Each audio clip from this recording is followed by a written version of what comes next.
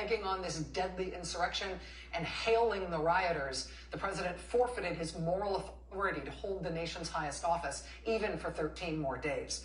More urgent, he reinforced profound questions and raised new ones about his judgment and ability to fulfill his most minimal responsibilities to the country that he's supposed to lead and protect. Trump's continuance in office poses unacceptable risks to America. The president appears mentally incapacitated, living in a fantasy world of voting fraud, unable to accept being labeled a loser, checking out of his job, even as thousands of Americans are dying every day from the raging coronavirus.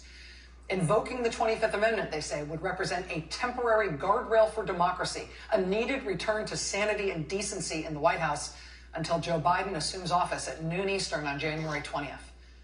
Now is the time for the vice president and members of the cabinet to prove they are patriots. Instead, they appear to be starting to resign one by one for the first two cabinet resignations today. But that editorial will run in USA Today tomorrow as a full page. This editorial will run on the deeply conservative, deeply snarky pages of the Wall Street Journal editorial page tomorrow. They're calling on the president to resign rather than face the humiliation of having the 25th Amendment invoked, or rather than being impeached again. The Wall Street Journal editorial board seems most against that latter possibility of impeachment because it would give Democrats too much satisfaction. Because that's very important that we guard against that. But, who knows what the likelihood of any of those things are? Do you believe that Vice President Mike Pence and the majority of the Trump cabinet are going to vote to temporarily remove the president from office? Do you believe if the House got it together to lightning fast impeach Donald Trump, that Republicans in the Senate would see the light and say, you know what, this time we will vote to convict and remove? You think so?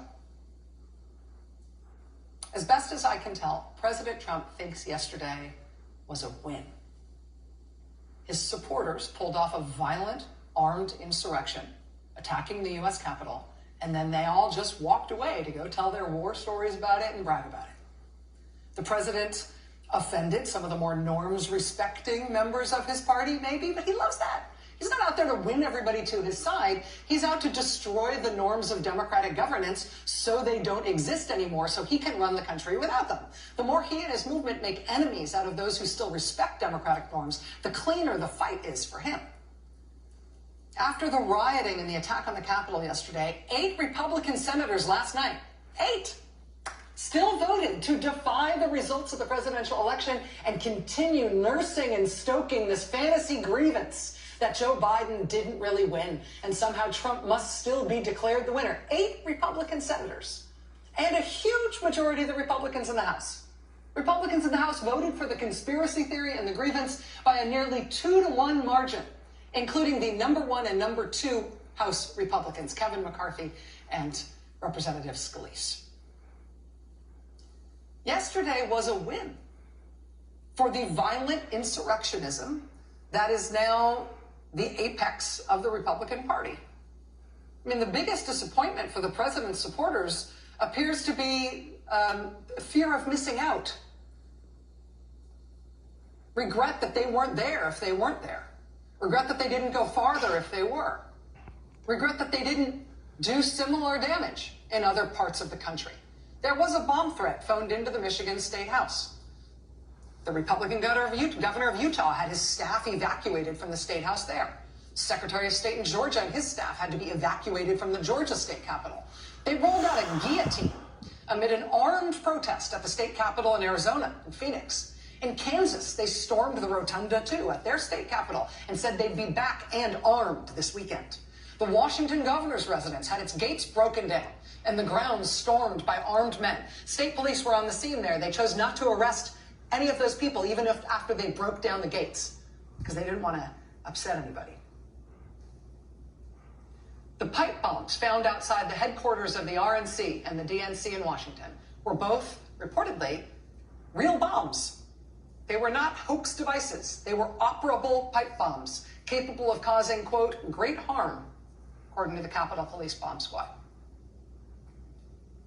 One of the lawyers who filed pro-Trump lawsuits after the election in the state of Georgia is now calling for Vice President Mike Pence to be a first one before the firing squad. If the point of authoritarian seizure is to get rid of democratic norms and restrictions so that the country isn't governed by them anymore, so that leaders aren't restrained by them anymore, to clear the way for the claiming and indefinite holding of power, surely by force. What about yesterday didn't prove to be a successful dry run for them?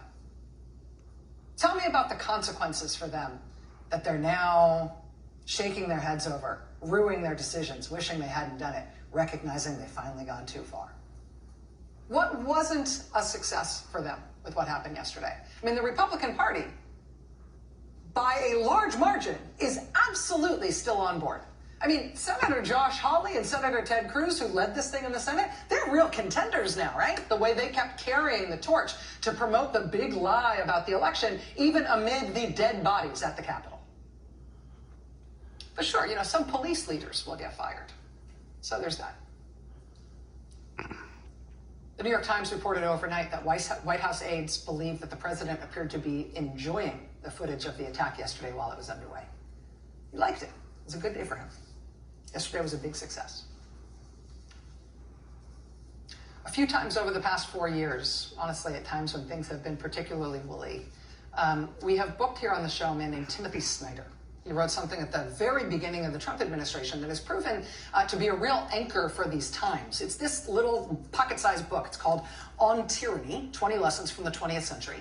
A pocket-sized book that's just been a real lodestar for a lot of us worried about our democracy, about our way of life, our system of government, and how well it could withstand a well and truly committed authoritarian leader in the White House and one of our two major political parties willing to indulge basically anything from him, anything at all. And the thing about On Tyranny, why? One, do not obey in advance. In times like these, individuals think ahead about what a more repressive government will want, and then they offer themselves without being asked. A citizen who adapts in this way is teaching power what it can do. Lesson one. Tim Snyder calls that anticipatory obedience. Don't do that. Lesson two, defend institutions. Institutions do not protect themselves. They fall one after the other unless each is defended from the beginning. So choose an institution you care about, a court, a newspaper, a law, a labor union, and take its side. It's practical. It goes on like that. It's 20 lessons. This week, we hit some of the scariest lessons in the book, the ones I used to read ahead to and sort of hope we'd never get there. But this week, before this week, but we're definitely at lesson 6 now. Lesson 6 is be wary of paramilitaries. It is impossible to carry out democratic elections or try cases at court or design and enforce laws or indeed manage any of the other quiet business of government when agencies beyond the state have access to violence. For just this reason, people and parties who wish to undermine democracy and the rule of law create and fund violent organizations that involve themselves in politics. Such groups can take the form of a paramilitary wing of a political party, or the personal bodyguard of a particular politician, or apparently spontaneous citizens initiatives, which usually turn out to have been organized by a party or its leader. Armed groups first degrade a political order, and then they transform it. And here's the last one, lesson number 18, which rings quite true for me today. Quote, be calm when the unthinkable arrives. Modern tyranny is terror management. When the terrorist attack comes, remember that authoritarians exploit such events in order to consolidate power. That's all from On Tyranny. Today, Professor Tim Snyder said this, I think to try to give us some clarity, to try to shore us up after what happened yesterday.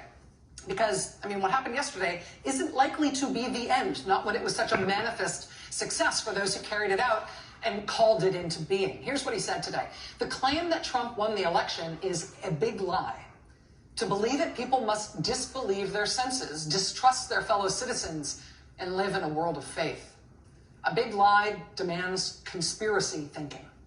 A big lie undoes a society since it divides citizens into believers and unbelievers. A big lie destroys democracy since people who are convinced that nothing is true but the utterances of their leader, those people ignore voting and its results. A big lie must bring violence, as it has. A big lie can never be told just by one person. Trump is the originator of this big lie, but it could never have flourished without his allies on Capitol Hill. Political futures now depend on this big lie. Senators Hawley and Cruz are running for president on the basis of this big lie. But then he says this, but there is a cure for the big lie. There is a cure for what we are going through right now. The violence and the shock of yesterday, turns out, is not self-correcting. You're all familiar with the idea of an alcoholic hitting bottom, right? The idea of an alcoholic hitting bottom is that from the bottom, that's the place from which the alcoholic seeks help. But there's nothing about hitting bottom inherently that causes you to seek help. Sometimes hitting bottom just opens up new floors. What happened yesterday is not self-correcting. The Republican Party was not shocked by what they wrought. They did not look at what happened yesterday and decide to repent and change course. There is a cure here, but it is something that has to be done, not something we can just wait to happen. Joining us now is Timothy Snyder, who's professor of history at Yale University, the best